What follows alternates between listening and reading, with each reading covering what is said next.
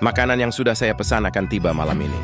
Chen Yong perlu mencari tempat yang luas untuk menyimpan biji-bijian tersebut. Setelah mendengar bahwa gandum sedang dalam perjalanan, mereka segera pergi dan dengan tekun memimpin jalan ke area penyimpanan.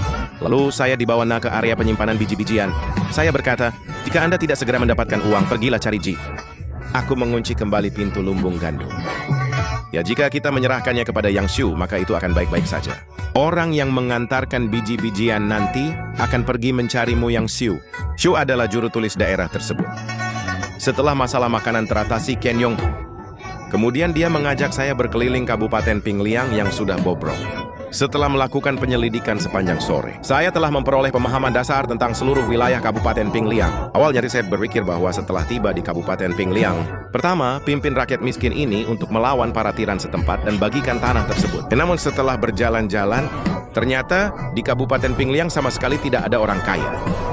Mereka yang memiliki sedikit saja keterkaitan keluarga itu melarikan diri dari tanah yang dilanda perang bersama orang-orang terkasih mereka. Sekarang aku akhirnya mengerti mengapa sistem tersebut menyediakan beras dan acar sayuran tanpa batas untuk dirinya sendiri.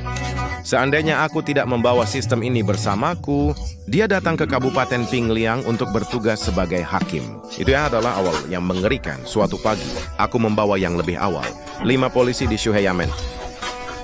Sambil membawa peralatan, kami tiba di kaki gerbang selatan. Namun begitu saya tiba di gerbang selatan, terungkap bahwa sebagian besar pria tersebut adalah penyandang disabilitas yang dipimpin oleh Wu Laoliu. Hanya sekitar 20 orang yang sehat jasmani yang datang. Melihat ini, saya sebenarnya cukup marah dan tidak bisa menahan diri untuk tidak mengumpat dan berteriak kepada para pembuat onar ini. Bukankah membangun tembok kota itu untuk kebaikan mereka sendiri?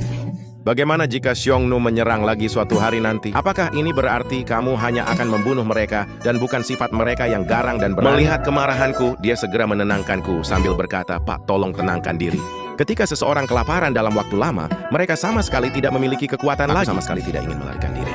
Orang-orang ini tidak melihat hakim daerah itu dengan mata kepala mereka sendiri. Makanan orang dewasa tidak ada, jadi orang-orang ini, mereka lebih memilih tinggal di rumah dan beristirahat untuk menghemat energi dan datang lebih jarang. Mereka juga enggan mengambil risiko dan datang ke sini untuk memperbaiki dan memperkuat tembok kota."